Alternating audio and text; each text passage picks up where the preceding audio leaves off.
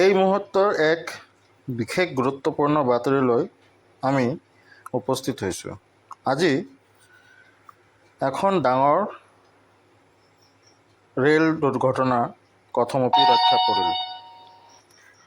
ডিব্ৰুগড়ৰ পৰা হাওৰালৈ যাব লগা কামৰূপ এক্সপ্ৰেছ নামৰ এখন ট্ৰেইন ডিব্ৰুগড়ৰ পৰা এৰাৰ পাছত ইঞ্জিনৰ পৰা তাৰ ডবাবিলাক খুলি যোৱা পৰিলক্ষিত হয়।